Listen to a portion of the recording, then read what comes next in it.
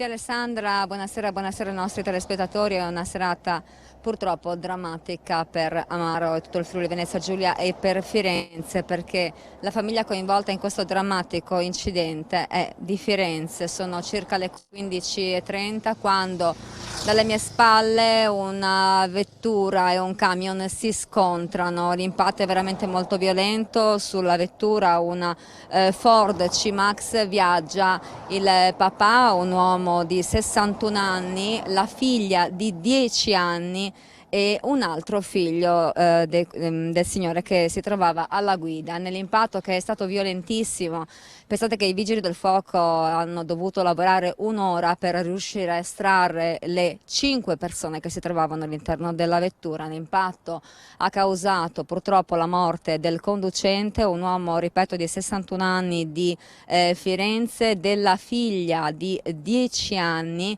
e invece è molto grave il fratellino della bambina defunta che si trovava vicino a lei.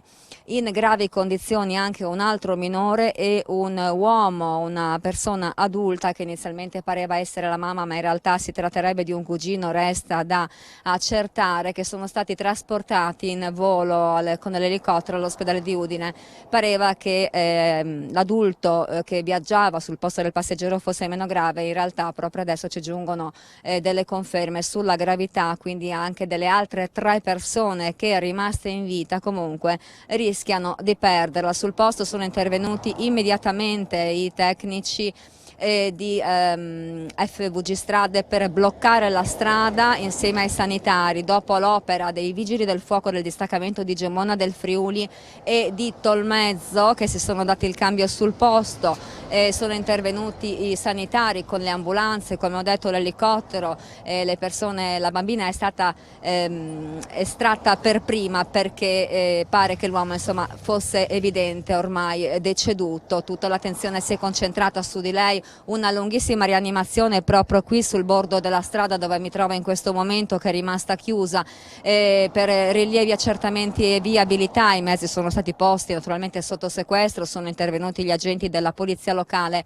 della comunità della Carnia con 2 pattuglie, a supporto anche gli agenti della Guardia di Finanza per la viabilità e successivamente anche un passaggio della Polizia di Stato di Amaro, che ha qui la sua sede veramente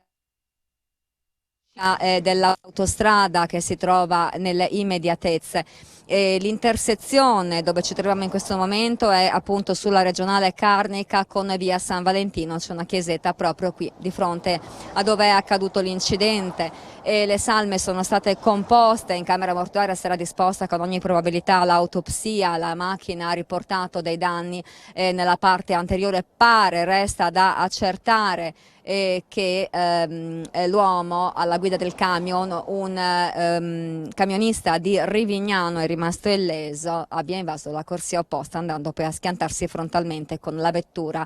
Qui da Amaro, Alessandra, se non avete altre domande è tutto.